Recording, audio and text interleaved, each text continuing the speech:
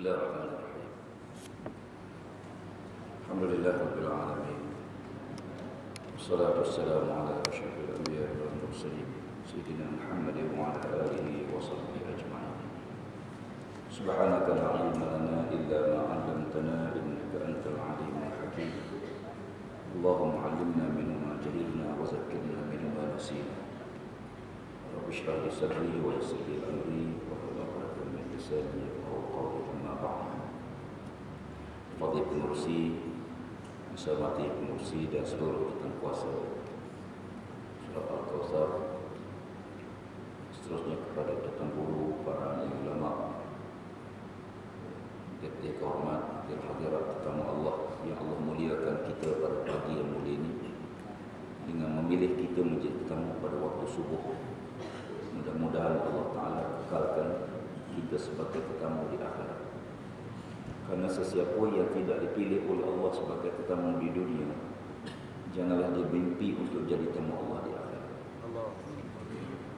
Karena itu Allah Subhanahu wa Ta'ala menjadikan masjid ini disebut sebagai rumah Allah. Karena mulianya tempat ini, bukan kerana Allah duduk di sini. Karena mulianya tempat tersebut. Dan hingga kan Nabi SAW tatkala mana baginda selesai sembahyang subuh dan Nabi melihat para sahabat yang biasa hadir. Kebetulan pagi itu ada seorang sahabat tidak hadir. Setelah Nabi tengok dia tak ada, lalu Nabi tanya, ke manakah sahabat kita pagi? Aku tidak nampak dia pergi. Apakah dia musafir ataupun dia tak sihat, dia sakit? Kata sahabat, kami tak ada maklumat ya Rasulullah, kami tak tahu. Setelah dia waktu isyraq, Nabi SAW pergi ke rumah dia dan Nabi beri salam. Setelah Nabi beri salam, maka keluarlah ibunya. Maka Nabi kata, aku datang nak tanya khabar anak kamu sebab dia tak nampak di masjid pagi. Lalu kata ibu, ya Rasulullah, anakku sepanjang-panjang malam tadi bertahajud. Sementara nak tunggu waktu subuh, dia tertidur ya Rasulullah. Dan setelah dijaga, orang dah selesai sembahyang subuh dan dia tidak pergi sembahyang subuh di masjid. Lalu kata Nabi, aku lebih suka seseorang itu sembahyang subuh berjemaah daripada bertahajud sepanjang-panjang malam tapi tidak sembahyang subuh berjemaah. Ibadah sunat ni hebat macam mana pun tidak akan mengatasi pahala amal wajib. Ibadah sunat hebat macam mana pun tidak akan mengatasi amalan wajib. Ya. Nabi tarawih 2 malam tanpa istihar kepada para sahabat. Selepas Isyak, Nabi bangun sembahyang tarawih dan sahabat ikut. Lalu besoknya cerita tu tersebar, menyebabkan malam kedua lebih ramai orang datang sembahyang di Masjid Nabi di Madinah. Setelah sembahyang Isyak, Nabi sembahyang tarawih 8 rakaat tanpa istihar, tanpa beritahu siapa-siapa. Tetapi berita tu besoknya lagi ramai tersebar, menyebabkan ramai sahabat-sahabat datang pada malam ketiga Ramadan. Tetapi malam ketiga, Nabi selepas sembahyang Isyak, Nabi SAW tu balik rumah dia. Rumah Nabi ni sebelah rumah Aisyah radhiyallahu anha, sebelah masjid. Lalu sahabat-sahabat tunggu dalam masjid dan Nabi tak keluar. Akhirnya mereka bersurat. Mereka tidak sembahyang tarawih pada malam ketiga. Cuma keesokan hari ini mereka tanya, Rasulullah, kami malam tadi ramai menanti kamu untuk sembahyang tarawih. Lalu kata Nabi, aku tidak keluar kerana aku bimbang di kalangan kamu ada yang merasakan tarawih ni wajib. Dibimbangi takut-takut di kalangan kamu ada yang rasa tarawih ni wajib. Tarawih ni sunat tu dah. Ada orang maghrib tak sembahyang, tarawih sembahyang. Jadi dia jaga sembahyang tarawih tapi dia tak jaga sembahyang fardu. Tarawih ni jaga, Zuhur tak sembahyang, Asar tak sembahyang, tarawih insya-Allah. Ini makhluk-makhluk yang pelik di atas muka bumi. Okay. Ada seorang Allah datang, isteri datang mengadu. Dia kata, Ustaz, suami saya ni tak tahu puasa apa. Ramadan dia tak pernah puasa Ramadan. Tapi puasa 6 dia tak pernah tinggal. Ini jenis spesies makhluk yang boleh. Ramadan dia tak pernah buat, tapi sunat 6 dia tak pernah tinggal. Bila isteri dia hujah dengan dia katakan Nabi dah sebut siapa-siapa yang puasa 6 hari bulan Syawal seolah puasa setahun. Jadi termasuk Ramadan kata dia. Ini sahabat-sahabat sekalian, tak apalah saya nak sebutnya, amalan sunat hebat macam mana pun tak mungkin mengatasi pahala amalan wajib. Saya nak ambil pagi ni satu peristiwa yang berlaku pada Nabi SAW. Hadis yang masyhur, ittaqan Nabi SAW ala minbari darajatan faqala amin. Summa irtaqa thaniyata faqala amin. Summa irtaqa thalithata faqala amin. Qala ashabu ala ma amanta ya Rasulullah. Qala atani Jibril. Satu hari Nabi SAW menaiki mimbar. Tatkala mana Nabi melangkah tangga mimbar yang pertama, tiba-tiba Nabi berhenti, Nabi kata amin. Kemudian Nabi melangkah tangga mimbar yang kedua, dan Nabi berhenti dan Nabi kata amin. Bila Nabi melangkah tangga yang ketiga, Nabi pun berkata amin. Lalu sahabat-sahabat tanya, ya Rasulullah, alama amanta ya Rasulullah, kenapa kamu kata amin tadi wahai Rasulullah? Qala, lalu kata Nabi, atani Jibril. Jibril AS datang kepadaku. Dalam keadaan Nabi tahu kedatangan Jibril, tapi sahabat tak nampak. Jibril datang dalam keadaan sahabat-sahabat tak tahu, tak nampak, tidak berupa. Banyak ketika Nabi Jibril ni diturun dalam keadaan dia berupa seorang lelaki-lelaki. Tapi pagi itu, hari itu, Jibril, sahabat-sahabat tak nampak. Cuma Nabi kata, atani Jibril. Jibril datang bertemu denganku. Bila aku melangkah tangga yang pertama, aku mendengar Jibril AS berkata, Ra'ima ankum mri'in zukirat indahu walam yusalli alaih faqultu amin. Aku mendengar Jibril AS berkata, rugi dan kecewalah sesiapa yang mendengar nama kamu disebut wahai Rasulullah dan mereka ini tidak berselawat kepada kamu. Orang yang mendengar nama Nabi disebut tapi dia tak selawat, orang ni kata Jibril, rugilah dia. Kata Nabi, aku mengaminkan doa Jibril. Jibril ni kalau dia doa pun tak payah amin pun Allah terima dah. Bayangkan tuan-tuan, Jibril doa, Nabi mengaminkan doa tersebut.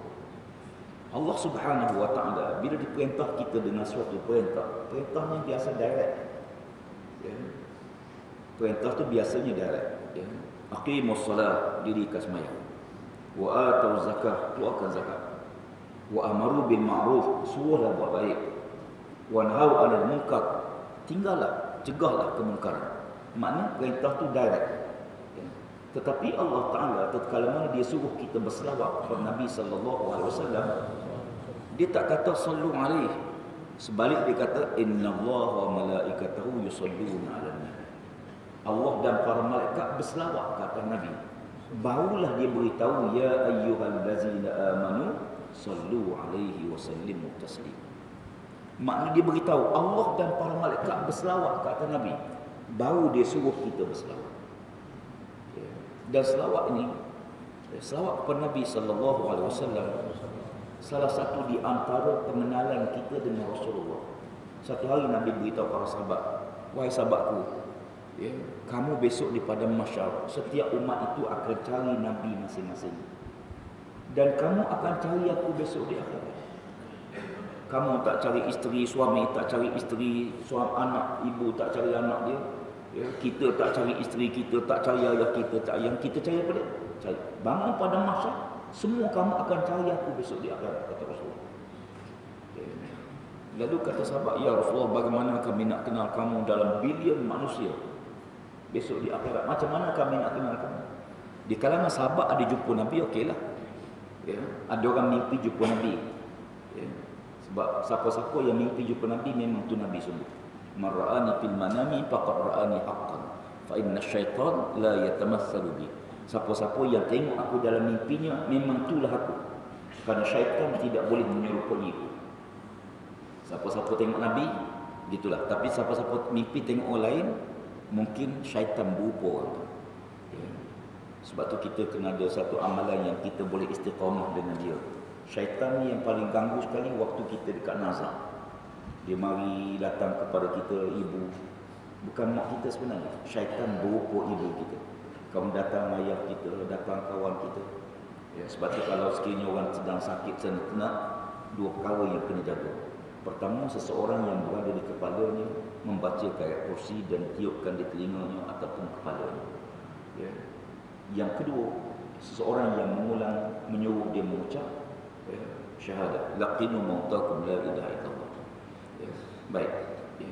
Jadi sahabat-sahabat sekalian, Jibril alaihissalam doa pada Allah Subhanahu wa taala supaya rugilah siapa-siapa yang mendengar nama Nabi tapi tak selawat pada Nabi sallallahu alaihi wasallam. Ya. Sebab tu bila satu hari berlaku depan Kaabah, seorang lelaki sedang tawaf. Dia tawaf dengan tenang. Ya. Selangkah ibadah ni, kalau kita buat gopok, kita tak rasa kelazatan. Bila kita buat dengan tenang, kita akan rasa kelazatan ibadah. Apa-apa saja bukan ibadah pun. Tuan-tuan pegang pipi anak kita. Ya. Kalau kita pegang itu, tak rasa dia punya, macam kita pegang pipi isteri kita. Kalau pegang seluruh, kan tegar 40 tengkuk kan. Kalau kita pegang gitu, tak rasa apa. Ya. Boleh try.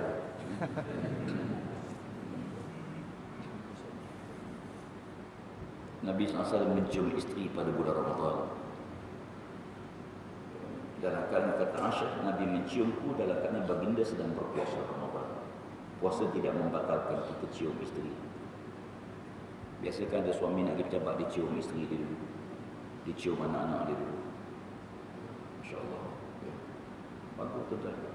Cuma ulama kata makruh kalau sekiranya dia lebih-lebih. Boleh macam pula cium. Anak kata bapak hari ni cuti ni. Jadi tak apa. Tidak membatalkan. Cuma makruh kalau sekiranya lebih. Tak apa nak sebut pada dia. Laki-laki itu dia tawaf dengan tenang. Bila kita tawaf dengan tenang, kita rasa kelazatan. Pengalaman saya satu hari, saya pergi tawaf. Dan saya dah niat dah. Ya Allah, ini nak tawaf dengan tenang. Malah tengok kiri kanan. Dan tak mau cakap dengan siapa-siapa. Dan nak jaga step kaki tu. Ya, supaya tidak besar sangat. Sederhana. Saya turun tawaf. Sambil-sambil berzikir. Masuk pusingan kedua. Tiba-tiba ada orang pegang bahu saya. Letak tangan ke bahu. Saya dah niat dah tak nak tengok siapa-siapa, tak nak cakap dengan siapa-siapa, nak terus jalan. Saya jalan. Ikut. Dalam hati saya ni, siapa pula ni tangan atas bahu ni, tangan siapa? Pusing, kedua, tiga, sampai habis 7, siapa tengok? Perempuan. Silap kita tengok awal. Tengok perempuan. Saya tengok ada seorang pakcik lah, seorang makcik perempuan tua. Okay. Dia sakit kaki. Dia kata saya nak tawaf. Saya duduk di atas tangga tadi. Lama saya perhati ke Kaabah. Kalau ada orang yang saya boleh tumpang sebab kaki saya sakit. Tapi saya sangat nak tawaf. Dia kata dia perhati lama Kaabah, siapalah yang orang yang boleh dia boleh tumpang sikit, boleh pegang dengan dia supaya dia tak terjatuh. Dan orang tu pula tawaf dengan tidak bokoh, tidak berlari, dengan tenang. Dia kata, saya perhati kamu tadi, saya tengok kamu tenang tawaf. Saya pakcik tumpang kamu. Saya kata, apa pakcik, saya dah habis 7, pakcik ada satu lagi bagi. Nah, sebut tu sekalian, memang kadang-kadang kita buat satu amalan, kalau kita bokoh tak rasa. Minum air, minum cepat-cepat, tak rasa sedap dia. Ya. Jadi, bila laki-laki ni tawaf dengan tenang, setiap langkah dia selawat kepada Nabi SAW. Setiap langkah dia tawaf. Allahumma salli ala Muhammad, Allahumma salli ala Muhammad, Allahumma salli. Kebetulan pada waktu itu, di hadapan Kaabah ada seorang ulama yang terkenal namanya Syekh Sufyan Ats-Tsauri rahimahullahu ta'ala. Syekh Sufyan ni kalau orang belajar agama memang kenal. Seorang ulama yang masyhur, seorang wali Allah. Ya, Syekh Sufyan Ats-Tsauri ni kebetulan di depan Kaabah pada waktu itu. Dan dia mendengar laki-laki ini berselawat setiap langkah. Ya. Tatkala mana laki-laki ini sampai depan dia, dia tahan laki-laki. Dia kata, ya akhi, Aku dengar kamu selawat setiap langkah kamu. Baguslah. Ya, cuma aku nak tanya, kenapa kamu tidak membaca doa yang maksud? Ada doa tertentu, pusingan pertama tawaf baca apa, pusingan kedua baca apa, pusingan ketiga doa apa. Kenapa kamu tak baca doa itu? Saja nak tahu. Lelaki ni tanya, minta maaf Tuhan, Tuhan ni siapa? Lalu kata dia, akulah Sufyan Ats-Tsauri. Bila dengar nama Sufyan Ats-Tsauri ni memanglah orang alim. Dia kata, Masya Allah, seorang alim sangat, seorang yang banyak ilmu. Dia puji lelaki itu, kata Syekh Sufyan. Dia kenal nama tapi orang tak kenal. Ialah masa tu TV3 pun tak ada. Gambar tak banyak keluar. Tak kenal. Saya ingat satu hari saya singgah di masjid di utara, kat Kedah. Lepas maya saya bawa dengan seorang lelaki, ditanya, Pakcik datang daripada mana? Saya kata daripada Pahang. Pakcik duduk di mana? Saya kata di Jengkau, banyak pusat Jengkau. Pakcik di mana pusat? Saya kata ya. Saya ada seorang kawan di Bandar Pusat, nama Ustaz Pak Ibrahim. Pakcik kenal. Saya kata kenal, duduk serumah dengan saya pun. Dia tahu nama tapi dia tak kenal, tak apalah. Bila dengar nama saya Sufyan Ats-Tsauri, dia kata ya Syah, insya-Allah. Ya akhi, kalau tuan yang tanya kenapa saya berselawat, saya cerita. Sebenarnya saya datang ke Mekah ni dulu terlepas, datang bersama ayah saya. Sementara kami nak tunggu waktu wukuf di Arafah, ayah saya satu hari sedang duduk berdiri di depan Kaabah. Sedang dia berzikir, tiba-tiba dia sesak nafas. Lalu dia meninggal dunia. Bila dia meninggal dunia, lalu saya pun pegang dia, baring kat dia. Ya. Tiba-tiba saya tengok muka ayah saya bertukar. Ya, bertukar jadi hitam sungguh. Melihatkan muka ayah saya jadi hitam, saya tiba-tiba ambil kain tutup muka ayah saya. Ya. Tutup muka sambil-sambil duduk dalam hati, ya Allah, pasal apalah ayahku jadi macam ni? Kenapa lah ayahku rupa dia tukar jadi hitam pekat macam ni? Hitam gelap. Dan dia kata Rasul Sufyan, sambil-sambil aku minta ampun pada Allah, aku istighfar, aku minta ampun, aku istighfar itu. Dalam keadaan begitu, wahai Sufyan, tiba-tiba aku terlelap seketika. Terlelap. Biasalah terlelap ni. Kita kan tengah bawa kereta pun terlelap seketika. Tengah semayang, ada orang terlelap. Tak batal semayang, jangan tidur. Terlelap tak apa. Kadang kita tidur semayang sebelah dia. Berat kan. Itu akak jari dah. Orang yang terlelap masa semayang, kalau dia terlelap waktu tahiyat, wajib ulang semula tahiyat dia. Jangan orang imam beri salam, dia pun beri salam. Jangan. Dia menyangka dia telah membaca tahiyat, sebenarnya dia tak baca. Dia menyangka tahiyatnya betul, sebenarnya tak betul. Sebab tu Nabi tegur Aisyah radhiyallahu anha. Aisyah ni bangun tahajud, dia mengantuk sangat, dia ikat tali antara tiang ke tiang. Lalu dia semayang, dia menyandar pada tali. Dan Nabi tengok. Nabi kata, wah Aisyah, kalau kamu ngantuk tidurlah. Jangan teruskan semayang. Nanti kamu rasa kamu baca, sebenarnya kamu tak baca. Ya. Jadi terlelap biasa. Ya. Tengah ceramah terlelap biasa. Ya. Bukan pendengar, penceramah yang ada maksud terlelap. Ya. Baik. Syekh Sufyan, tiba-tiba aku terlelap seketika. Sewaktu aku terlelap ni, aku datangi seorang laki-laki memakai jubah putih dan berserban putih. Laki-laki datang membuka kain yang aku tutup muka ayah. Lalu dia menyapu muka ayahku sebanyak 3 kali. Setelah dia menyapu dengan tangan dia 3 kali, lalu muka ayahku bertukar menjadi cerah. Balik sebagaimana asal. Hilang hitam pekat tadi. Lalu aku tanya, Tuan, maafkan saya, siapa kamu? Laki-laki ni kata, akulah Rasulullah. Ayah kamu ni ada melakukan dosa dan dia tidak bertaubat pada Allah Subhanahu Wa Taala.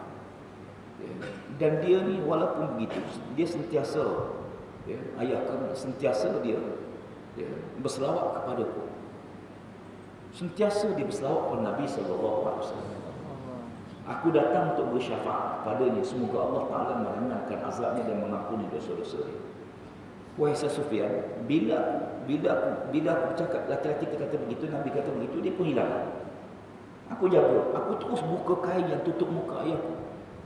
Bila aku buka kain tersebut, aku dapati muka ayahku cerah, bercahaya tidak sebagaimana waktu dia mula mati. Wahai Sufyan, bermula pada hari itulah aku tidak tinggal selawat kepada Nabi sallallahu alaihi wasallam. Saudara sekalian, perbanyakkan selawat kepada Nabi sallallahu alaihi wasallam. Kerana kita tak ada nabi lain. Dan besok di pada mahsyar, kita tak pernah jumpa Nabi. Kalau baik pun mungkin mimpi jumpa Nabi. Tapi kita tak pernah jumpa Nabi sallallahu. Bila kita bangkit di pada mahsyar, kita tidak ada orang yang boleh beri syafaat pertolongan kita melainkan Nabi sallallahu. Waktu manusia semua takut. Semua nabi-nabi tak berani, semua rasul-rasul tak berani. Masing-masing manusia berdiri di pada mahsyar 300 tahun berdiri. Allah Rabbi, satu hari akhirat 1000 tahun dunia, 300 tahun dia berdiri. Lalu masing-masing berharap berjumpa Nabi Adam AS, mohon syafaat, dimulakan hisab. Nabi Adam kata, aku tak berani menghadap Allah Azza wa Jalla hari ini. Pergilah kamu pada Nabi Nuh AS. Lalu mereka berharap jumpa Nabi Nuh. Nabi Nuh kata, aku tak berani. Isteri aku dan anakku tak beriman dengan Allah Ta'ala. Pergilah ke Nabi-Nabi lain. Setiap Nabi-Nabi itu tak berani. Hingga mereka jumpa Nabi Muhammad SAW. Lalu kata Nabi, ana awwalu syafi'in wa ana awwalu musyafi'in yawmal qiyamah. Akulah orang pertama yang beri syafaat, dan akulah orang pertama yang syafaatnya diterima oleh Allah di hari akhirat. Wala faqra, aku sebut ni bukan nak sombong, tapi nak sebut fakta. Jadi esok kita bangkit pada masa masing-masing acara dari Nabi. Allah Rabbi, yang paling takut sekali tuan-tuan ialah orang yang Nabi tak mengaku sebagai umat.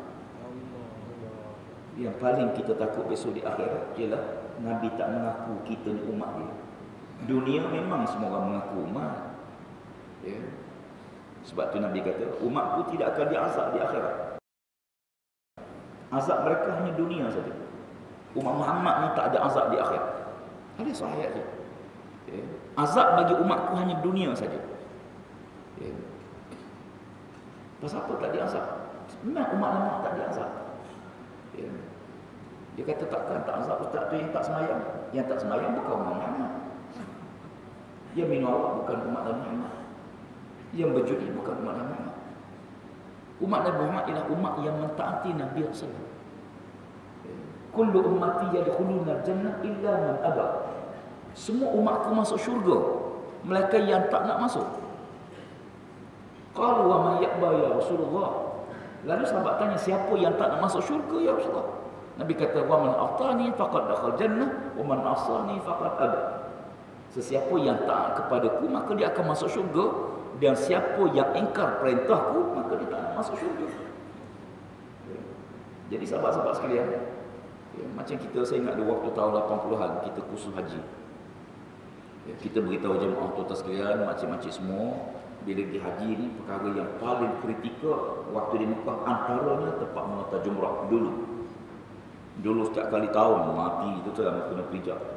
Dia kata petua satu je, bila makcik siap menata, kalau pisah dengan suami ke, pisah dengan kawan ke, jangan panik. Siap menata jumrah, keluar 48 sikit, petua satu je, cari bendera Malaysia. Nampak bendera Malaysia, pergi kat bendera tu. Di tepi bendera tu ada pegawai tabung haji yang akan tunggu membantu nak tunjuk jalan balik ke muazzin. Kita siap menata, cari kawan hilang sungguh. Ingat petua, cari bendera Malaysia. Keluar cari bendera Turki, bendera Tuma. Nampak satu bendera Malaysia. Nampak bendera ni seronok dah tuan-tuan. Kecil, start tangan. Terbukit. Seronok dah. Jalan tengah-tengah malam, jalan dekat 2 jam jalan sampai dekat tengok Allah, bendera Amerika. Tengok bendera Amerika, satu Amerika boleh ke Malaysia juga. Tengok bendera Amerika tu, terduduk dengan letihnya, dengan penatnya. Allah. Saya duk bayang cerita di Mina ni. Walaupun tak boleh banding cerita di mahsyar, tapi kalau di Mina ni pun kita tengok bendera ni bukan bendera kita rasa kecewa. Bayangkan di padang mahsyar bila orang tu pergi sampai depan Nabi. Nabi kata, kamu siapa? Ya Rasulullah, aku umatmu ya Rasulullah. Nabi kata, tak, engkau bukan umatku. Engkau bukan umatku, aku ni bukan Nabi kamu. Siapa yang Nabi tak mengaku umat? Mana? Contoh sekalian, golongan yang Nabi tak mengaku umat. Di antaranya amaran Nabi, ya'ti min ba'di umara yakzibuna wa yazlimun man saddaqahum bikazibihim wa 'annahum ala zulmihim falaysa minni wa lastu minhu wa lam yad'u al-hawq wa Tirmizi wal Hakim wal Nasa'i hadis sahih. Kata Nabi sallallahu alaihi wasallam, ya, akan muncul selepas wafatku nanti di kalangan kamu akan lahir dua golongan. Pemimpin-pemimpin yang pertama yang berdusta kepada rakyat dia, berbohong dengan rakyat dia. Yang kedua yang buat zalim pada rakyat dia. Tuan-tuan tengok, biasa pemimpin kadang-kadang bohong dengan rakyat. Jadi biasa je. Dia tak rasa apa-apa pun dia bohong. Janji nak bagi bering 1,000 lebih. Contoh kan. Bagi 600. Janji macam-macam. Biasa, kadang-kadang keluar pada mulut dia janji-janji ni, biasa je. Kadang-kadang kita berjanji dengan isteri kita. Ya, InsyaAllah sebelum raya gelang confirm dapat. Tunggu, tak dapat-dapat. Tanya bila abang nak bagi janji sebelum raya. Sebelum raya haji. Kadang-kadang anak kita dengan anak kita ya. Yang kedua kata Nabi yang buat zalim pada rakyat dia. Kita tengok di Syria, kita tengok di Mesir. Ya. Tengok bahkan di Myanmar bagaimana sami-sami Buddha turut sama membunuh menyembelih umat Islam. Ya. Sami Buddha ni tuan-tuan, semua dia pijak semua pun tidak. Doktrin dia. Tapi dia boleh bertindak ganas. Ya. Di Syria pembunuhan kat atas rakyat dia, anak-anak kecil disembelih. Di Mesir ribuan yang ditangkap, disumbat dalam penjara tanpa pembicaraan. Nabi kata akan muncul dua golongan ni. Yang pertama dia bohong, yang kedua dia buat zalim. Man saddaqahum bikazibihim. Siapa di kalangan kamu membenarkan pembohongannya? Siapa di kalangan kita yang membenarkan pembohongan? Kita benarkan pembohongan pemimpin yang bohong. Na'udzubillah. Wa 'anahum 'ala zulmihim, atau kamu membantu kezaliman pemimpin yang zalim. Membantu. Nabi beri amaran, man masya ma'a zalimin liyu'inahu wa huwa ya'lamu annahu zalimun faqad kharaja minal Islam. Na'udzubillah. Siapa-siapa yang berjalan bersama orang zalim untuk membantu kezaliman dia dalam keadaan dia tahu orang tu zalim, sesungguhnya telah keluar Islam pada tubuh dia. Allahu Rabbi. Ini hadiah amaran ya akhi. Bukan hadiah kita nak hukum orang, jangan hukum. Hadiah ini hadiah amaran. Ya, supaya kita beringat masing-masing. Nabi kata apa dia? Siapa yang membenarkan pembohongan pemimpin bohong dan menolong pemimpin yang zalim, falaisa minni walastu minhu. Engkau bukan umatku, aku ni bukan nabi kamu. Salah satu. Engkau bukan umatku dan aku ni bukan nabi kamu. Walam yadu al-haud, dan kamu tidak akan boleh minum air haud nabi, perigi nabi di akhirat. Makna apa dia? Orang ni tak akan masuk syurga. Satu pagi subuh berlaku di Madinah. Sayyidina Abu Bakar Siddiq radhiyallahu anhu pagi tu dia lambat sikit bangun. Lambat jaga. Jaga-jaga dah terlewat. Dia pun tu ambil wudu. Kemudian semayang sunat. Kemudian bergegas daripada rumah dia pergi ke Masjid Nabi sallallahu alaihi wasallam. Kebetulan rumah Sayyidina Abu Bakar nak ke masjid ni lorong sempit je. Sayyidina Abu Bakar ni keluar, jalan lebih laju. Tiba-tiba ada seorang lelaki tua. Orang tua ni berjalan pelan sangat dengan tongkat dia. Abu Bakar nak cepat. Orang tua ni slow jalan. Memang biasa gitu tuan-tuan. Kalau kita nak cepat dia macam-macam jumpa. Stemro rosak lah, JCB patah tayar lah, kan? Polis buat roadblock lah, macam-macam. Macam tak ada hari lain nak roadblock. Kan? Kita bila cepat. Jadi Sayyidina Abu Bakar ni nak potong orang tua tu. Ya. Kalau kita potong biasa je, ke tepi kita lalu kan. Ya. Jadi Sayyidina Abu Bakar nak potong orang tua ni baru malam tadi Nabi beritahu. Walaisa minna man lam yarham saghirana wa lam yuqir kabirana. Bukan di kalangan kami siapa-siapa yang tak sayang ke anak kecil dan tak hormat pada orang tua. Nabi kata dia bukan daripada golongan kami. Siapa-siapa tak sayang anak kecil dan tak hormat orang tua, dia bukan daripada kalangan golongan kami, bukan bersama-sama Nabi, maksudnya na'udzubillah. Jadi bakar jalan pelan. Sampai depan masjid, orang tu ni pergi straight. Ada masjid ni ada tak? Straight. Saya bakar kata, pakcik, nak ke mana? Masuklah dalam masjid. Nabi tengah semayang. Kata orang tu, semayang apa? Aku ni Yahudi. Pun Yahudi ingatkan Melayu. Pun bukan Melayu. Yahudi. Tak apalah. Dia pun straight. Abu Bakar masuk. Sayyidina Abu Bakar masuk. Sedang elok. Sayyidina Abu Bakar. Allahu Akbar. Nabi pun rokok. Lalu Sayyidina Abu Bakar pun terus rokok. Konfekah dipanggil masbuk. Masbuk ni tuan-tuan. Bila kita masuk. Imam tengah semayang. Kita masuk. Terus baca Fatihah. Habis ke tak habis Fatihah, bila imam rokok, kita kena rokok. Jangan habiskan Fatihah. Kalau kita habis Fatihah, imam diri, kita baru rokok, kita bercanggah dengan kaedah berimam dan makmum. Makmum ni kita masbuk. Masbuk ni kita tak habis Fatihah, dipanggil masbuk.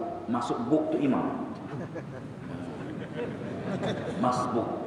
Masuk buk imam. Imam tanggung Fatihah kita. Jadi Sayyidina Abu Bakar ni Allahu Akbar. Sedang hidup Nabi rokok, dia pun rokok. Dalam rokoknya Sayyidina Abu Bakar sebut Alhamdulillah.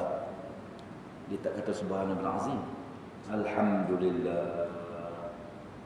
Tiba-tiba saja Nabi dia berrokok. Nabi tidak Sami Allahu liman hamidah. Ini kali pertama dalam sejarah. Asalnya pergerakan semayang tak ada Sami Allahu liman hamidah. Asalnya semua Allahu Akbar. Takbir intiqalah, pindah satu rukun ke satu rukun tu dengan ucapan Allahu Akbar. Allahu Akbar, Allahu Akbar, Allahu Akbar, semua Allah. Pagi tu, bermula pagi tu, tiba-tiba Nabi kata Sami Allahu liman hamidah. Jadi setelah siap semayang, sahabat tanya, Ya Rasulullah, kami dengar kamu kata Sami Allahu liman hamidah. Nabi pun beritahu, sedang kita semayang tadi, masuklah seorang sahabat. Kan dia tak sempat, kan dia sempat bersama-sama dengan rokok, sempat bersama-sama denganku dalam rokok pertama, rokok itu. Dalam rokoknya dia menyebut Alhamdulillah. Aku dengar Allah jawab. Masya Allah. Aku dengar Allah jawab, kata Nabi. Sami Allahu liman hamidah. Allah dengar hambanya memuji. Ya. Bermula subuh itulah, ni berlaku waktu subuh. Bermula subuh itulah bila imam rokok, iktidal Sami Allahu liman hamidah. Dan sunat bagi makmum jawab Rabbana walakal hamd. Ya, hinggalah berlaku satu hari lain. Ya, seorang sahabat Nabi kata Sami Allahu liman hamidah. Ya Rabbana walakal hamd. Hamdan katsiran tayyiban mubarakan fih. Ditambah 5 patah perkataan. Hamdan katsiran tayyiban mubarakan fih. Setelah siap sembahyang, Nabi tanya siapa yang tambah tadi? Siapa yang tambah tadi? Mestinya Nabi marah dah. Tak, siapa yang tambah tadi? Ya Rasulullah, maafkan aku, saya tadi mengengah. Macam tak sengaja ya Rasulullah. Ya. Tak, aku nampak lebih pada 30 orang malaikat berebut menulis pahala kamu. Okey ya. Ingatkan nak kena marah. Ya. Aku nampak lebih pada 30 malaikat berebut menulis pahala kamu. 5 patah perkataan. Hamdan katsiran tayyiban mubarakan fih. Balik pada kita, pada hari tadi. Hari yang pertama kata Jibril, rugi dan kecewa siapa-siapa dengar nama kamu disebut ya Rasulullah tapi mereka tak selawat kepada kamu. Doktor sekalian, bila tuan dengar ayat Quran yang menyuruh selawat, hendaklah selawat. Umpamanya bila kata innallaha malaikatahu, habis tu selawatlah. Yang kedua, bila kita dengar nama Nabi disebut, kita kena selawat Nabi sallallahu alaihi wasallam. Atau kita berjumpa dengan mana-mana hadis fadail, hadis-hadis fadilat. Umpama hadis man shalla alayya marrah sallallahu alaihi wa sallam. Siapa-siapa selawat padaku sekali, Allah selawat padanya 10 kali. Maka hendaklah kita berselawat pada Nabi sallallahu alaihi wasallam. Yang kedua. Lalu kata Nabi, bila aku melangkah tangga mimbar yang kedua, aku mendengar Jibril alaihissalam doa pada Allah Taala, "Radima ankum mri'in adraka abawai falam yadkhul jannah." Faqultu amin. Bila aku melangkah tangga yang kedua, aku mendengar Jibril AS doa pada Allah, rugi dan kecewalah nanti ya Rasulullah siapa-siapa yang dapat bersama dengan ibu bapanya, hidup bersama ibu bapanya, tiba-tiba anaknya tak masuk syurga Allah Subhanahu wa taala. Hadis ini, maksud hadis ini, siapa-siapa yang diberi kesempatan oleh Allah panjang umur hingga kita boleh hidup bersama ayah kita, bersama ibu kita, berbakti pada ayah kita, ibu kita, syurgalah anak tu. Itu maksud hadis ni. Maknanya hadis ni, siapa-siapa yang sempat hidup bersama ibu bapanya, berkhidmat pada ibu bapanya hingga ibu bapanya redha dan suka kepadanya, syurgalah anak tersebut. Sebagaimana dalam hadis lain, mahfuz hadis lain yang berkata pada ridallah fi ridal walidain wa sakhatallah fi sakhatil walidain. Allah redha pada kita bila mak ayah kita redha pada kita. Dan Allah akan murka pada kita bila mak ayah kita murka pada kita. Dan hadis masyhur, al-jannatu tahta aqdamil ummahat. Syurga di bawah tapak kaki ibu. Syurga bawah tapak kaki ibu. Ada seorang budak balik pasti. Mak, ustazah beritahu syurga bawah tapak kaki ibu. Neraka di mana mak neraka? Kata mak di neraka bawah tapak kaki pak hang. Kacau tu. Syurga bawah tapak kaki, maksudnya kena ada kata ini bukan Nabi sallallahu. Tapi maksudnya ada kata-kata ikatan kata-kata Sayyidina Ali bin Abi Thalib. Tapi yang jelasnya bahawa dalam hadis masyhur 3 kalimah ummuka fa abuka, ibu kamu baru ayah kamu.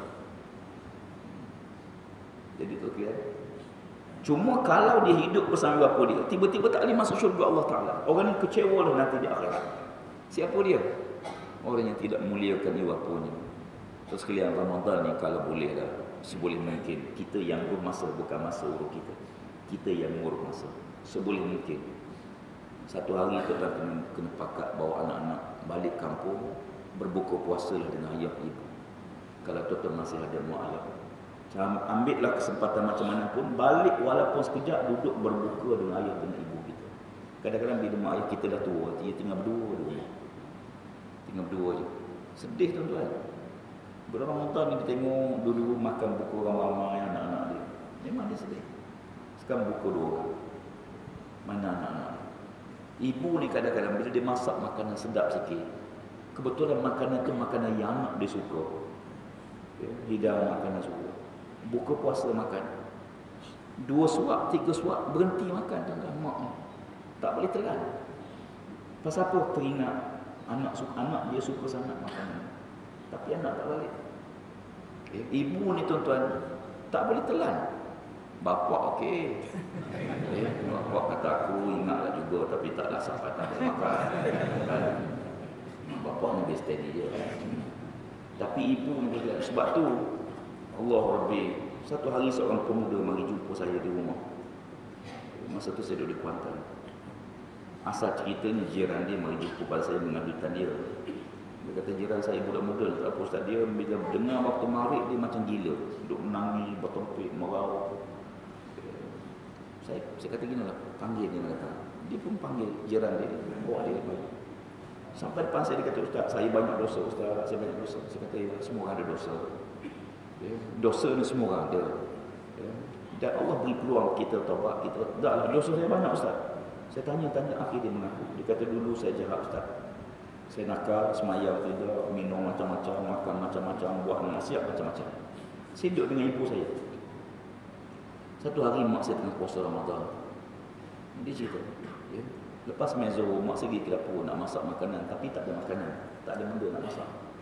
Lalu mak saya kejut saya tengah tidur. Mak saya suruh saya beli makanan.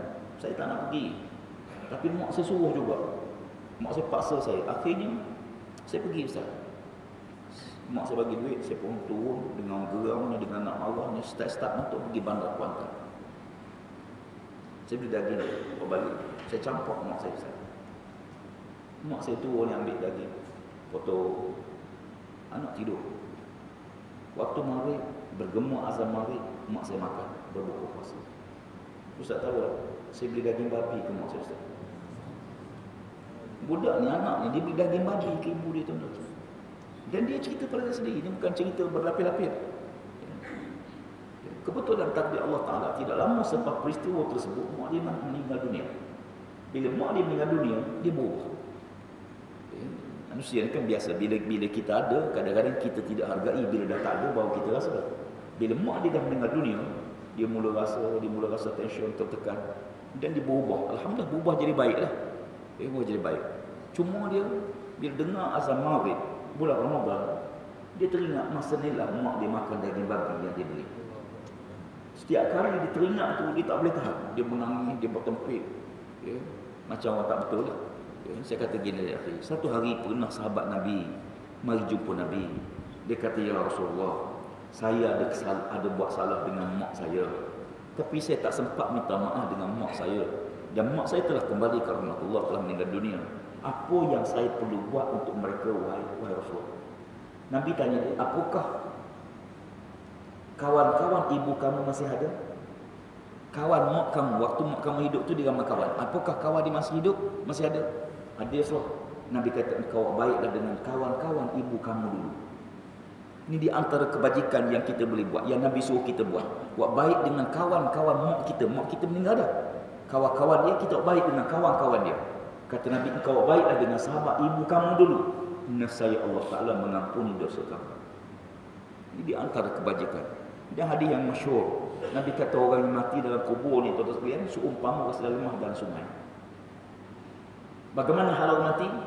Ya, kata Nabi, seumpama orang sedang lemah dalam sungai. Ya, yang taziru da'watan min abin aw ummin aw waladin aw sadiqin siqatin. Menanti-nanti doa daripada ayah dia, ibunya, anaknya atau kawan yang rapat dengan dia. Bila mana sampai doa tu kepada dia, gembiranya dia, hadis ini panjang, gembiranya dia, kata Nabi, lebih daripada dunia dan segala isi. Ujung hadis tu, Nabi kata, amma hadiyatul ahya ilal amwat al istighfarul lahum was sadaqatu alaihim. Adapun pertolongan orang yang hidup pada orang yang mati ni dua. Kita nak tolong orang mati macam mana? Nabi kata dua. Yang pertama, al istighfarul lahum, kamu tolong istighfarkan kepada dia. Tuan-tuan tengah bawa kereta teringat kawan kita mati. Ya Allah, ampunlah dosa dia. Ya Allah, ampun dosa dia. Teringat ayah kita, ya Allah, ampun dosa dia. Satu. Yang kedua, was-sadaqatu alaihim, kamu sedekah di atas nama dia. Sedekah. Sebab tu tuan sekalian dengar orang masjid buat surau, buat pusat tarbiyah, buat apa sekalipun yang baik ni, tuan-tuan setiap kali sedekah niat. Ya Allah, inilah hadiah aku sedekahkan untuk akan arwah makku, ya Allah. Ayahku, ya Allah. Guruku, ya Allah. Sahabatku, ya Allah. Datukku, ya Allah. Nenekku, ya Allah. Niat. Bok RM1. Senara berjaya. RM1. Bolehlah malaikat bagi, tapi dapat 13 sen seorang. Terus sekalian, sebab tu Jibril ni, bila Jibril doa, ya, anak-anak ni terus sekalian, kita masa kita nak berbakti pada mak ayah kita tak lama, ya, sementara dia masih sihat, tuan nak gembirakan dia, gembira. Allah redha pada kita, tuan-tuan. Sebagaimana isteri, kalau suami dia redha pada isteri, syurgalah isteri. Kita anak laki-laki, mak kita redha pada kita, ayah kita redha pada kita, syurga kita, insya-Allah. Itu janji Allah. Sebab tu satu hari Sayyidina Umar Khattab melihat seorang lelaki menggendong ayah atas belakang, bagi pusing, kon dia letak ayah dia, kan dia suap makanan, kan dia bermain. Umar perhati daripada jauh. Lalu Umar menghampiri dia. Dia tengok Sayyidina Umar datang, dia kata, ya Allah, ya Umar, ini ayahku. Dia dah nyanyuk, ya Umar. Dia dah nyanyuk sangat. Bila dia tak nampak aku, dia menangis. Dia nampak aku, dia nak main dengan aku bermainlah dengan dia. Kemudian dia nak aku gendong dia, aku pun dukunglah dia. Ya, kadang-kadang dia nak aku suap makanan, aku suaplah makanan mulut dia. Umar kata, Masya Allah, kamu ni anak yang soleh. Ya, kamu telah anak berbakti pada ayah kamu. Ya, dia kata, Umar, jangan kata begitu, ya Umar. Kata laki-laki ni, ya Umar, jangan kata begitu, ya Umar. Aku hanya suap makanan ke mulut ayahku baru 2-3 hari. Ayahku suap makanan ke mulut aku bertahun-tahun dulu, ya Umar. Aku hanya gendong ayahku baru seminggu ni, ya Umar. Ayahku gendong aku bertahun-tahun dulu, ya Umar. Dan waktu aku kecil, ayahku menginginkan aku hidup. Tapi sekarang ya Allah, dalam hatiku aku menginginkan ayahku mati. Betul tuan. Walaupun taklah beritahu ya Allah mati dah, tak adalah. Taklah doa, tidak. Tapi dalam hati ni kalau orang tua ni jalan pun okey lah. Sebab dia nyanyuk ni tuan, siapa-siapa yang Allah tak ditakdirkan jaga mak yang dah nyanyuk, ayah nyanyuk, sabar banyak dia. Pertama, Allah tak kira dosa daripada mulut daripada kita. Dia yang cerca, dia tak ngaku anak sebagai Allah tak ambil kira dah. Orang macam ni jangan cik hati lah. Kalau mak kita halau macam-macam pun jangan cik hati. Orang macam ni orang nyanyuk ni orang yang dah tak ada kita. Allah tak kira dosa. Kita tak ada dosa. Tapi kita orang baik dengan dia. Ya. Dalam hati kata, bila dia nyanyuk, dalam hati aku ya mak, aku menginginkan ayahku mati. Betul. Satu hari ini berlaku pada anak sendiri. Anak pergi ziarah seorang pakcik. Anak dia telefon. Dia kata, Ustaz, ayah saya sakit tenang. Kalau Ustaz free datang ziarah. Saya pergi. Sampai rumah dia bisik. Saya kata, Ustaz, cuba tengok sikit ayah saya, Ustaz. Tak mati-mati. Tak mati-mati, Ustaz. Tinggal kulit dan tulang. Tak mati-mati. Saya kata, tak sampai ajar, tak mati. Sampai ajar mati lah. Dah Ustaz, takut-takut. Dia berlaku raya. Apa-apa semua mana tahu. Orang zaman dulu, Ustaz. Sebab dia ni waktu muda dulu, dia cukup minat dengan pilihan raya ni. Orang tu pilihan raya, tu naik raya ke dia. Tak ada. Duduk. Dia baca Yasin. Kata, mari anak-anak semua duduk, baca Yasin. Nabi suruh baca Yasin ke orang sakit. Baca doa. Ya Allah, kalau si sakit ni ada lepas sembuh, tolong permudahkan. Tapi kalau si sakit ni bawa pada ajal, ya Allah, maka tolong permudahkan bagi dia. Doa yang Nabi ajar pada kita. Siap, saya kata apa? InsyaAllah. Saya balik. Parking kereta kat rumah, anak dia telefon. Ustaz, Alhamdulillah, mati dah Ustaz. Alhamdulillah. Lepas tu dia pula beritahu, lain kali ke siapa-siapa yang ayah sakit teruk tak mati, beritahu Ustaz Tuan Ibrahim. Macam Israel pula aku. Tak apa tuan. Jadi nak balik pada hari kita, Jibril doa. Anak macam ni tidak akan sepatutnya masuk syurga bila kita tak boleh muliakan mak ayah kita. Allah Rabbi na'udzubillah min zalik. Di akhir sekali yang ketiga, bila nama Nabi melangkahkan mimbar yang ketiga, Jibril doa pada Allah Ta'ala. Raghima ankum ri'in adraka Ramadan falam yughfar lahu. Rugi dan kecewalah siapa-siapa yang bertemu dengan Ramadan. Dia hidup pada bulan Ramadan, tiba-tiba Allah tak ampun dosa dia. Dia hidup pada Ramadan, tapi Allah tak ampun dosa. Maksud ahli ni apa dia? Maksudnya siapa-siapa yang hidup pada Ramadan, Allah ampun dosa. Itu maksudnya. Tapi kalau ada yang hidup pada Ramadan, Allah tak ampun, orang yang merugi dah. Man hurima faqad hurim, kata Nabi Dahdi lain. Siapa-siapa yang diharamkan kebaikan Ramadan, maka tak akan dapat kebaikan pada bulan-bulan yang lain. Maknanya kalau Ramadan pun tak berubah, bulan lain jangan harap. Kalau bulan Ramadan pun tak pakai tudung, bulan lain jangan harap pakai tudung. Kalau bulan Ramadan pun tak semayang, bulan lain lagi tak semayang. Bulan Ramadan syaitan tak ada. Kalau syaitan tak ada pun tak boleh ubah. Lagi kan? Waktu syaitan dia lagi. Sebab tu kita tengok perubahan banyak dalam Ramadan ni. Masuk Ramadan kan nampak perubahan. Saya kata seorang pakcik tu, dia tak pernah pergi masjid tuan-tuan. Ramadan ni mari. Saya tengok, ada pakcik ni. Mana pakcik ni kalau syaitan kena tambat, okeylah juga dia ni. Berubah ya. Baik. Jadi siapa yang hidup pada Ramadan, Allah tak ampun dosa dia. Mereka yang tidak berpuasa Ramadan tanpa uzur dan mereka bangga dengan melanggar perintah Allah Taala. Di dosa ni 4 tahap. Dosa ni 4 tahap. Kali pertama kita buat dosa, kita rasa menyesal. Kita rasa menyesal, kita rasa bersalah, kita menangis, kita minta ampun. Menggigil tubuh kita, ya Allah, aku buat dosa, ya Allah. Sebab kita pernah buat dosa. Sekali kita buat dosa besar, memang kita rasa bersalah. Rasa bersalah, rasa berdosa, rasa menyesal, menangis.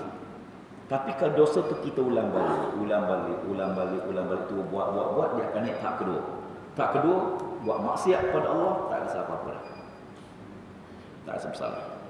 Tak rasa bersalah, tak rasa berdosa, tak menangis, tak apa. Tuan-tuan perhati, berapa ramai orang tak semayang, tak ada apa relax. Berapa ramai orang tak pakai tutup aurat, tak ada siapa. Ini dia sampai tahap yang kedua. Tahap kedua, hati dia dah rosak. Dia punya sensitivity hati dia.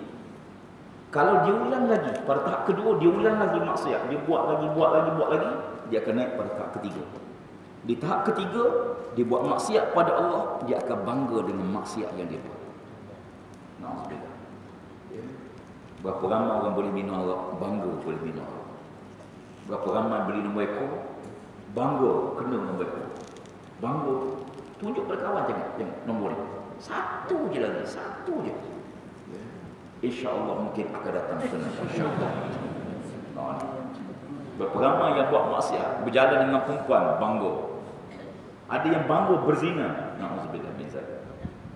Itu makna bangga ni bercanggah dengan taubat, sebab taubat tu menyesal. An-nadamu taubatun, menyesal tu taubat. Dan orang yang bangga dengan maksiat, dia berlawan dengan sifat taubat. Orang ni kalau dia tak selamat segera, tak balik segera, dia akan naik tahap keempat. Apa tahap keempat dia? Dia buat maksiat pada Allah dan disertakan dengan perkara membatalkan iman dia, membatalkan akidah dia. Mula-mula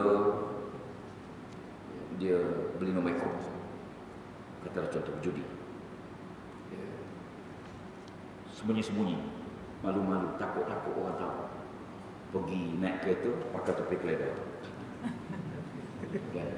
pergi kereta jauh, lalu depan kedai nombor ekor tu bukan masuk terus tuan-tuan, lalu siapa ujung pusing balik, confirm tak ada orang baru masuk. Ini bukan pengalaman, bukan cerita orang yang takut. Itu masuk, beli nombor ekor, balik, tunduk keluar, takut orang kenal. Kali pertama, dia buat lagi, biasa masuk kedai, tak ada apa. Tak segan, tak sidu, parking depan kedai, masuk, beli nombor ekor, tak ada apa.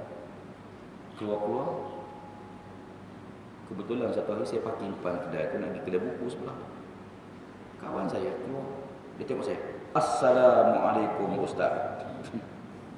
Dia baru keluar dari kedai mereka. Assalamualaikum Ustaz.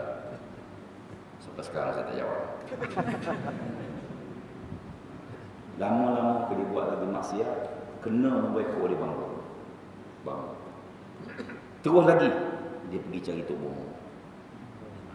Pada tahap itu dia buat maksiat, disertakan dengan perkara merosakkan akidah dia. Tok bomo kata kena sembelih ayam putih 3 ekor. Ayam tu pula badan putih, kepala hijau. Hijau ayam. Buat biru 2 ekor. Tuan-tuan, orang macam ni tok bomo kata apa pun dia buat, tuan-tuan. Konon tok bomo tu tahu nombor apa keluar. Kalau dia cerdik sikit, rumah tok bomo apa nak untung kan. Kalau tok bomo ni tahu nombor apa, mesti dia beli dia dulu. Tapi akhir ni tasbih Jibril alaihissalam doa, berapa lama orang tak puasa Ramadan tapi bangga dengan tak puasa. Nabi kata siapa-siapa yang tinggal 1 hari Ramadan tanpa uzur, bi ghairi rukhsatin wala maradin, tanpa rukhsah dan tanpa sakit. Orang macam ni kalau dia qada sepanjang hidup dia sekalipun tak akan sama dengan sehari yang ditinggal.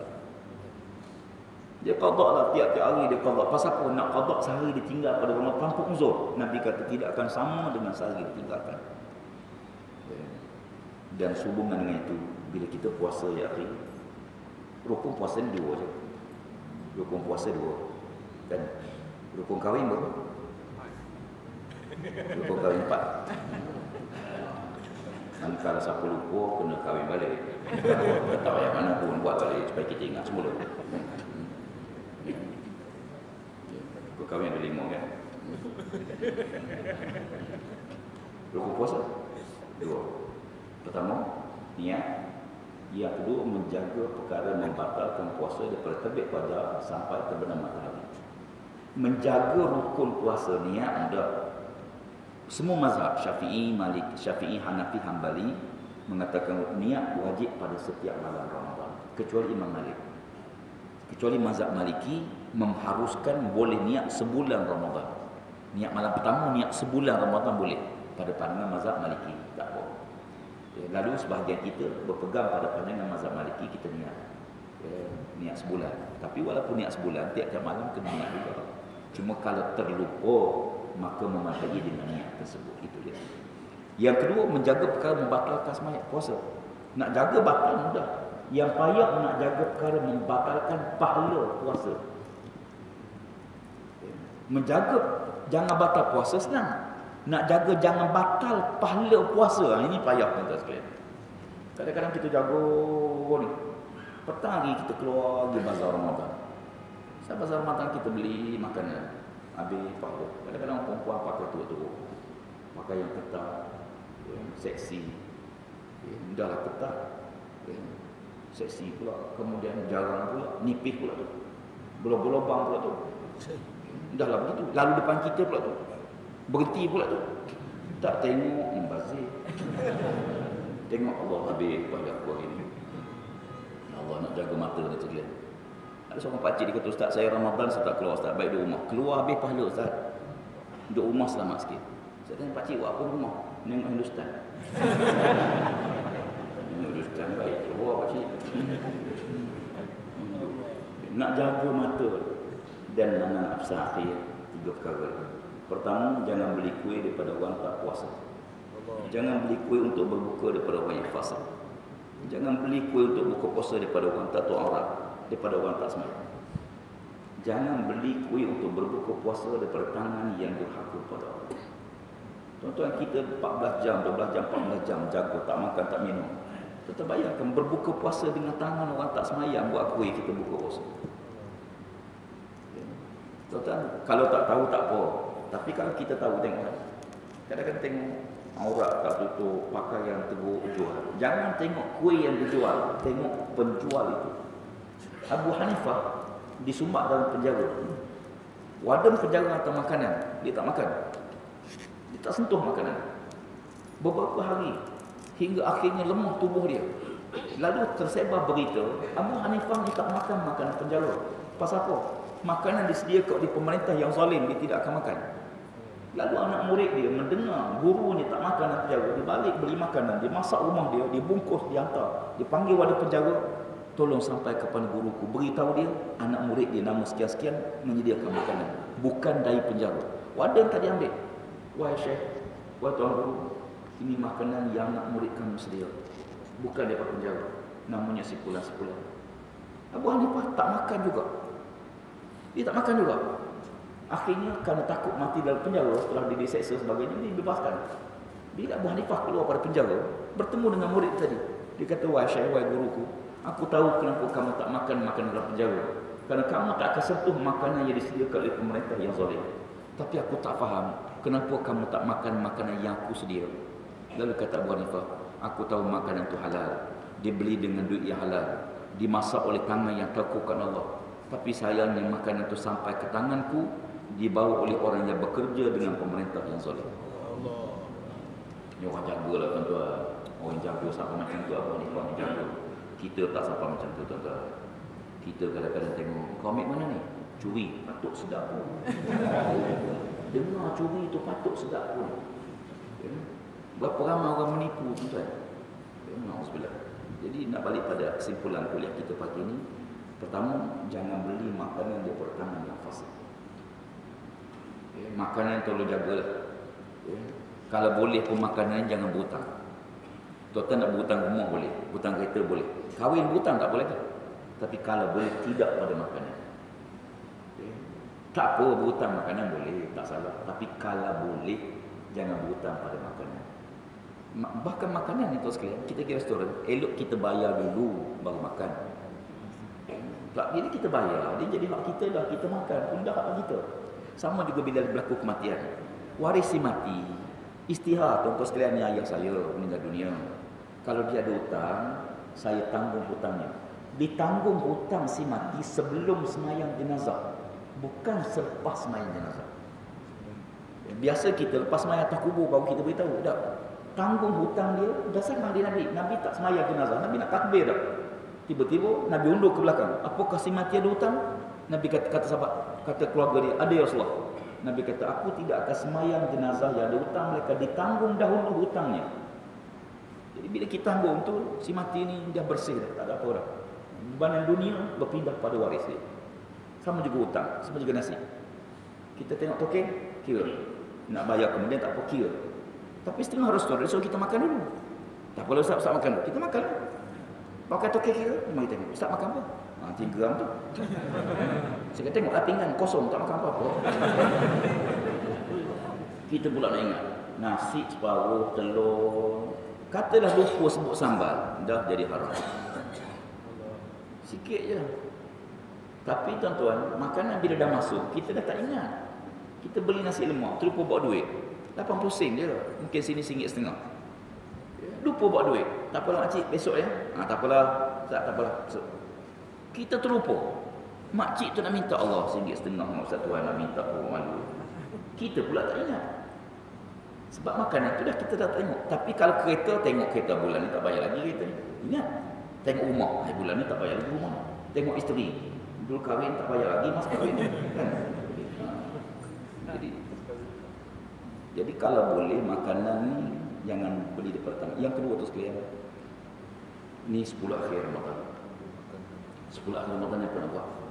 Membanyakkan doa dan istighfar. Perbanyakkan doa dan istighfar. Aisyah tanya Nabi, kalau saya berjumpa dengan tu kadang apa nak buat? Nabi kata, kau minta ampun pada Allah. Allahumma innaka afuwun karim tuhibbul afwa fa'fu anni. Kau baca doa tu. Okay. Baca doa tu. Maknanya ujung ni tu sekalian. Okay. Kita mohon doa pada Allah Ta'ala. Doa paling sempurna, paling lengkap lah. Bukan paling sempurna, paling lengkap. Rabbana atina fid dunya hasanah wa fil akhirati hasanah wa qina adzabannar. Kalau tu malas sangat doa pun angkat. Rabbana atina fid dunya hasanah wa fil akhirati hasanah wa qina adzabannar. Paling malas. Ada orang malas tuan-tuan baca doa ni. Ada. Dia kata, ya Allah, macam biasa ya Allah. Macam tu doa ni. Macam biasa ya Allah. Oh, kacau kan. Buat Tuhan macam pak saudara dia. Paling tidak pun doa lah. Jangan lepas semayang tu bangun balik. Okay. Walaupun sebab dia doa tu dah semayang, betul. Betul. Tapi bila orang tak minta dengan Allah, dia rasa dia sempurna. Kita dengan Allah ni minta Allah Ta'ala. Allah Ta'ala dia tak jemu dengan doa kita. Siapa Nabi kata dia? Kamu dah jemu dengan kita dah jemu berdoa pada Allah. Allah belum jemu mendengar permintaan kita. Allah Ta'ala dia seronok dengar hamba dia minta merayu. Dia seronok dengar. Sebagaimana kita bila seorang ibu lahirkan anak, apakah yang paling dia nak tengok? Anak dia menangis. Nas pun lahir saja anak dia akan tepuk suruh menangis budak tu. Bila dengar tangisan tu, dia satu kegembiraan. Gembira. Budak tu menangis. Sepatutnya bila budak tu ketawa, gembira kan. Tapi kalau bayi lahir ketawa, ini malah petaka. Jadi kegembiraan Allah Ta'ala seronok dia dengar. Ya Allah, kita duk rayu. Allah boleh bagi tuan-tuan yang kita minta.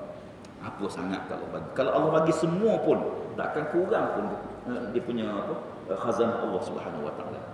Ya, cuma hamba ni kadang-kadang kita tak tahu. Kita minta tu, bolehlah semua doa Allah terima. Tapi semua doa Tuhan tak bagi. Kadang-kadang kita minta tu tak sesuai dengan yang kita. Pak mak ni dia minta doa nak kahwin seorang lagi. Contoh. Ya Allah, ya aku kalau tak boleh 2, 3 pun tak apa ya Allah. Doa dia. Tapi dia darah tinggi ada, cimanya ada, gelap ada, sempuk ada, sengkukuk pun dah nak kena. Kalau Tuhan bagi apa dia minta, mampu Pak mana? Demikian juga kita. Doktor bagi ubat, pakcik sebiji sekali makan, 3 kali sehari. Kita telan sebiji, kebos sekejap demam. Hilang power ubat, demam balik. Telan sebiji lagi, kebos sekejap, demam balik. Akhir kita fikir kalau aku makan semua ubat ni agak baru sembuh. Dia pun makan semua. Mampu turun tuan-tuan. Tuhan, kalau rezeki setahun, Tuhan turun sikit-sikit. Selamat kita. Tuan-tuan bayar, rezeki setahun turun sehari. Mati kita. Hujan setahun, hari ni banyak ni. Hari ni banyak ni. Bayangkan kalau hujan setahun, Tuhan turunkan sehari. Habis banjir semua. Demikian juga hidup kita. Ya, sebab tu dia kata, redha itulah benda yang penting. Akhir sekali yang ketiga. Marilah sama-sama pada akhir Ramadan ini kita berusaha untuk melakukan suatu kebaikan yang sifatnya kekal. Terpulang pada tuan-tuan. Tapi kebaikan tu yang kita buat kekal. Pahala tak sama tuan-tuan. Ni orang masuk masjid tu. Siapa yang masuk masjid mula-mula masuk? Dia buka kipas, pasang aircon apa semua. Kan? Lepas tu dia, pahala dia tu jalan tuan-tuan. Ada orang masuk masjid semayang 2 rakaat. Lepas tu duduk berzikir. Baik untuk diri dia. Yang pertama tadi dia buat kebaikan, orang lain boleh tumpang di atas kebaikan dia. Pahala besar. Jadi tuan-tuan sekalian, Ramadan ni ikhtiar untuk buat satu kebaikan yang sifatnya kekal. Sama ada tuan-tuan nak sedekah tempat-tempat yang kekal, ataupun tuan-tuan nak buat satu kebaikan yang sifatnya kekal. Apa saja, banyak kebaikan. InsyaAllah mudah-mudahan pahala kita berterusan walaupun dah habis Ramadan, pahala tu terus sambung. Sebagaimana seorang hamba Allah bertanya pada gurunya, Ustaz, siapakah yang paling banyak pahala dalam surau kita? Kata Ustaz, yang paling besar pahala ialah imam lah. Kerana imam tu mengimamkan sembahyang, makmum sembahyang belakang dia. Bila ada, tu bila tak perhati. Tu bila kata saya rasa tak betul juga Ustaz. Bila pun besar juga pahala. Kalau bila tak bang, tu imam tak mari. Jadi kata Ustaz tu, kalau begitu nampaknya bila lagi besar pahala pada imam. Kerana azan dia lah orang ramai datang, imam pun datang. Tok siap pun ada. Tok siap pun tak perhati. Tok siap kata saya rasa tak betul juga Ustaz. Tok siap pun besar juga pahala. Kalau Tok siap tak buka pintu surau, Tok imam, Tok bila tak lebar. Jadi Ustaz ni fikir-fikir betul juga. Jadi kata Ustaz tu, nampaknya siap ni lagi besar pahala pada bila. Jadi yang mula tanya soalan tu dah confuse. Kejap imam, kejap bila, kejap siap. Itu Ustaz nak tanya, confirm, siapa yang paling besar? Kata Ustaz, yang paling besar pahala ni yang buat surau ni. Kalau surau tak ada, Tok siap pun tak. Makna apa dia? Maknanya kalau kita boleh buat sesuatu yang kekal sifat dia, Allah. InsyaAllah mudah-mudahan ada kebaikan bersama. Allah malam. Saya sekarang waktu isyarat dah masuk. Sekarang waktu isyarat dah masuk. Habis waktu subuh masuk waktu isyarat. Nabi kata siapa-siapa lepas sembahyang subuh dan beriktikaf dalam masjid waktu isyarat dan dia sembahyang sunat 2 rakaat, maka dia mendapat pahala umrah yang mabrur. Tuan-tuan sekalian, sebelum keluar masjid ni sembahyang sunat 2 rakaat. Ulama khilaf isyarat tu sama duha ke tidak. Sebahagian kata isyarat lain, habis waktu isyarat baru masuk waktu duha. Isyarat ni sekejap je. Lepas waktu isyarat baru masuk waktu duha. Tak apalah. Ada yang kata isyarat tu lah, duha pun tu lah, benda yang sama. Tapi sebelum kita keluar, sembahyang sunat 2 rakaat. Nabi kata dia dapat pahala umrah yang mabrur. InsyaAllah. Wallahualam. Akhir sekali saya nak promosi sikit. Di luar ni bahkan satu buku. Buku ni buku tulisan saya reka, bukanlah ilmiah. Ni bukanlah buku ilmiah sangat. Buku ni buku yang asal tulisan saya dalam Facebook. Al-Kisah. Dalam buku ni cerita-cerita. Ada 68 kisah-kisah teladan. Kisah-kisah yang ada pengajaran untuk anak-anak. Anak-anak kita suka baca cerita.